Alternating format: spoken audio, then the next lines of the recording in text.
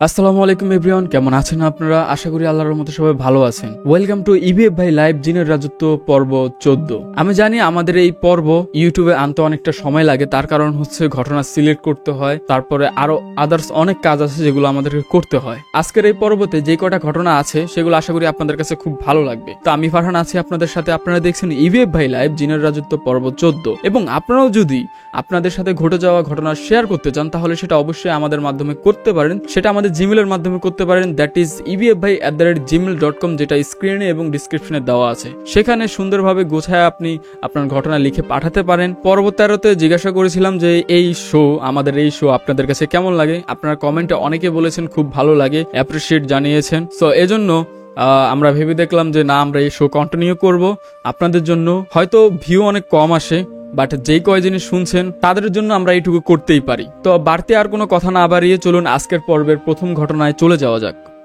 আসসালামু আলাইকুম, আমি জাইন।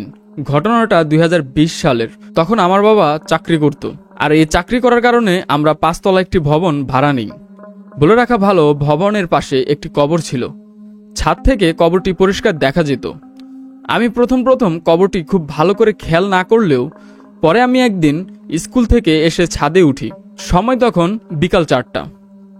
তখন আমি ছাদে বসেছিলাম। হঠাৎ আমার চোখ যায় কবরটির পাশে। তখন আমি দেখতে পাই কেউ একজন সাদা কাপড় পরে বসে আছে। পরে আমি বিষয়টাকে মজার ছলে উড়িয়ে দিলেও তার পরের দিন সন্ধ্যায় আমি আবারও একই জিনিস দেখি। ঘটনাটা আমার মাকে বলার পর মা আমার মনের ভুল মনে করে সেদিকে বেশি নজর দেয় না। কিন্তু একদিন রাতে, তখন সময় ছিল 2:49, আমার ঘুম ভাঙে। তখন আমি দেখি মা আমাকে ডাকতেছে স্কুলে যাওয়ার জন্য, কিন্তু ঘড়ির দিকে তাকানোর পর একটু ভয় পাই।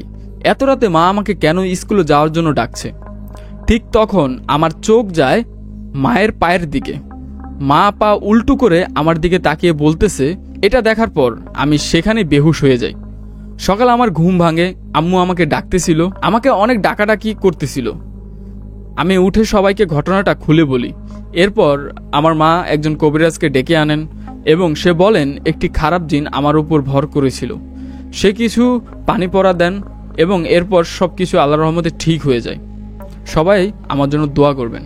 অবশ্যই আমরা সবাই আপনার জন্য দোয়া করব জাইন ভাই। এটা একটা কমন ঘটনা, মানে আপনার সাথে যেই জিনিসটা হয়েছে এটা একটা কমন জিনিস, যে জিনের খারাপ নজর বা জিনের আসর বা জিন ভর করা, এগুলা আসলে একটা কমন ব্যাপার। কেন কমন? কারণ কিছু কিছু জায়গা আছে যেখানে আসলে জিন থাকে, কিন্তু সেটা আমরা জানি না, বা অনেক সময় জানলেও সেটাকে আমরা গুরুত্ব দেই না। তো এইসব জায়গা থেকে আমাদেরকে দূরত্ব মেনটেন করে থাকাটাই আমি মনে করি যে আমাদের জন্য ভালো, কারণ এইসব বিষয় না ঢুকাই ভালো, এইসবের চক্করে না পড়াই ভালো। তো যাই হোক, আপনার জন্য দোয়া রইল এবং আপনাকে অনেক অনেক ধন্যবাদ আপনার ঘটনা আমাদের সাথে শেয়ার করার জন্য। তো আমরা চলে যাচ্ছি আজকের পর্বের পরবর্তী ঘটনায়। আসসালামু আলাইকুম ফারহান ভাই, আশা করি ভালো আছেন। ওয়ালাইকুম আসসালাম, হ্যাঁ আপনাদের দোয়ায় ভালো আছি। আমার নাম নাফিউল। আজকে আমি যেই ঘটনাটি শোনাবো সেই ঘটনাটি কালো জাদুর উপরে। এই ঘটনাটি আমার নানুর সাথে ঘটেছে। ঘটনাটি হলো 5 মাস আগের। আমার নানু ব্যবসা বাণিজ্যের জন্য অনেক জায়গায় যেতেন, যেমন ময়মনসিংহ থেকে ঢাকা, ঢাকা থেকে জয়দেবপুর, গাজীপুর এবং আরো অন্যান্য অনেক জায়গায়। ময়মনসিংহতে তার বাড়ি, তার বাড়িতে থাকে হচ্ছে তার ছোট ছেলের বউ। তখন এই ঘটনাটি ঘটে। নানু একদিন উঠে বলে আমার শরীর খারাপ করছে, আমি কোথাও যেতে পারবো না। তখন সে ছিল তার ময়মনসিংহের গৌরপুরের বাসায়। প্রায় 1 মাস গৌরীপুরে অসুস্থতায় কাটিয়ে দেন। তারপর আমার বড় মামা গৌরীপুর থেকে ঢাকা এনে ডক্টর দেখান। ডাক্তারও ওষুধ দেয়, তখন তিনি ওষুধ খেয়ে ভালো হয়ে যান। তারপর তার ছোট মেয়ের বাসায় বেড়াতে যান। কিছুদিন পর যখন বাসায় ফিরে তখন আবার শরীর খারাপ করে। তখন আবার কয়েক মাস তিনি গৌরীপুরেই থেকে যান। তাকে আবার ডাক্তারের কাছে নিয়ে যাওয়া হয়, আবার আগের মতো ওষুধ খেয়ে সুস্থ হয়ে যায়। তারপর সে তার বাসা গৌরীপুরে চলে আসে। তার জমি রয়েছে এবং সে জমিতে ধান লাগানো হয়েছিল। ধানগুলো একটু বড় বড় হয়েছিল। সেদিন রাতে নানু ধান গাছের আড়ালে কিছু একটা লক্ষ্য করেন, কিছুটা কালো অবয়বের মতো। নানু সেখানে চিন্তায় পড়ে যায় এবং তাড়াহুড়ো করে ঘরের ভিতর ঢুকে পড়ে। এখনো পর্যন্ত জানা যায়নি কেন এই সমস্যাগুলো হচ্ছে। সবথেকে বড় সমস্যা হলো সে তার বাড়িতে থাকতে পারে না। সে তার বাড়িতে কয়েকদিন থাকলেই সে অসুস্থ হয়ে যায়, আবার সে বাইরে গেলে ঠিক হয়ে যায়। নাফিউল ভাইয়ের ঘটনা এতটুকুই ছিল, হয়তো এটা রিলেটেড আরও কিছু ঘটনা আছে আমি জানি না, বাট আমার মনে হচ্ছে যদি থেকে থাকে অবশ্যই ভাই আমি বলবো আমাদের সাথে শেয়ার করবেন। অ্যান্ড যতটুকু শেয়ার করেছেন ততটুকুর মধ্যে অনেকগুলো কোয়েশ্চেন আছে, অনেক কিছু ক্লিয়ার না, বাট যদি থেকে থাকে এটার সাথে আরও অনেক ঘটনা বা অনেক আরও কাহিনী, তাহলে অবশ্যই সেটা আমাদের সাথে শেয়ার করবেন। আপনাকে ধন্যবাদ আপনার নানার সাথে ঘটে যাওয়া এই ঘটনাটা শেয়ার করার জন্য। তো আমরা চলে যাচ্ছি আমাদের পর্বের পরবর্তী ঘটনায়। আসসালামু আলাইকুম, আমার নাম জহিরুল ইসলাম, আমি চট্টগ্রাম থেকে বলছি। আমাদের গ্রামের আগের নাম ছিল ভূতপাড়া, কেননা সেখানে মানুষ প্রায় ভূত আর জিনের উপস্থিতি অনুভব করত। আমার ফুফু একদিন আমাকে একটা ঘটনা বলেছিলেন, যা আমার জন্মের অনেক আগের কথা। এখন আমি 15 বছরের। আমার দাদা ছিলেন এক অদ্ভুত ক্ষমতাসম্পন্ন মানুষ। শোনা যায় তিনি ভূতেদের বন্দি করতে পারতেন। তার শক্তির কারণেই হয়তো আমাদের বাড়ির টিনের চালের উপর মাঝে মধ্যে পাথর পড়ত। এসব ঘটনা তখন অনেকেই ভয় পেত, কিন্তু দাদা ছিলেন নির্ভীক।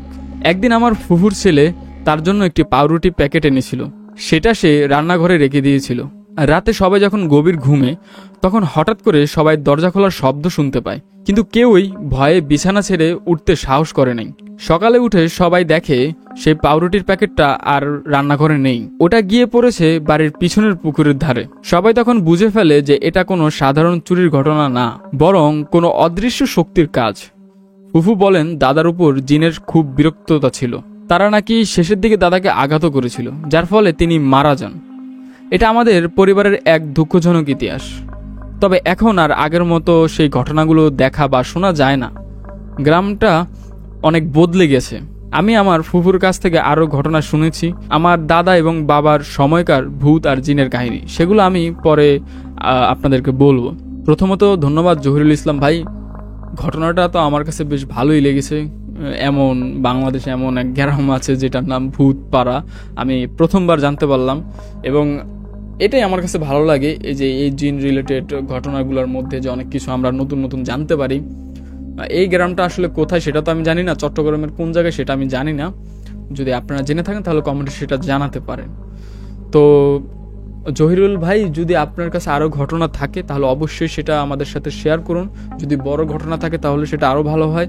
এবং আপনাকে আবারও ধন্যবাদ। এবং গাইজ, আজকের মতো এই পর্বটা এতটুকুই ছিল। এবং কমেন্টে এবং মেইলে একজন ভাই বলেছিলেন যে ঘটনার সাথে ছবি বা ফুটেজ ব্যবহার করার জন্য। আসলে কপিরাইট ক্লেম বা স্ট্রাইকের কিছু সমস্যা আছে এগুলো ব্যবহার করার ক্ষেত্রে, সেজন্য এগুলো ব্যবহার করা যাচ্ছে না। এবং আমি বলবো যখন আমাদের এই ঘটনা আমাদের শো শুনবেন, তখন ভিডিও দেখার দরকার নেই, আপনি ফোন উল্টো করে রেখে কানে ইয়ারফোন দিয়ে শুনতে পারেন। ভিডিও দেখার কোনো দরকার আমি মনে করি না। আর যদি ওই প্রবলেমগুলো না থাকতো তাহলে অবশ্যই ভিডিও ওইভাবে এডিট করা হতো। আর এত বড় ভিডিও আসলে ওইভাবে এডিট করাটাও অনেক সময় সাপেক্ষ ব্যাপার, সেটা দিতে পারছি না, এই জন্য সেভাবে করতেছি না। বাট চেষ্টা করবো ইন ফিউচার ওইভাবে করার। তো আজকের পর্ব এতটুকুই ছিল। যদি আপনারাও এরকম ঘটনা আমাদের সাথে শেয়ার করতে চান তাহলে সেটা শেয়ার করতে পারেন। শেয়ার করার মাধ্যম হচ্ছে আমাদের জিমেল, দ্যাট ইজ ebfbhai@gmail.com, যেটা ডিসক্রিপশনে দেওয়া আছে। আশা করবো আজকের পর্ব আপনাদের কাছে ভালো লেগেছে, যদিও একটি ছোট পর্ব, তারপরও আশা করবো ভালো লেগেছে। সেটা কমেন্টে অবশ্যই জানাবেন। আপনাদের প্রতিটা কমেন্ট আমি পড়ি, অনেক সময় হয়তো রিপ্লাই দিতে পারি না ব্যস্ততার জন্য, বাট আমি পড়ি, আপনাদের মন্তব্যগুলো অবশ্যই পড়ি। সো আজকের মতো বিদায় নিচ্ছি। সবাই ভালো থাকবেন, সুস্থ থাকবেন। আল্লাহ হাফেজ।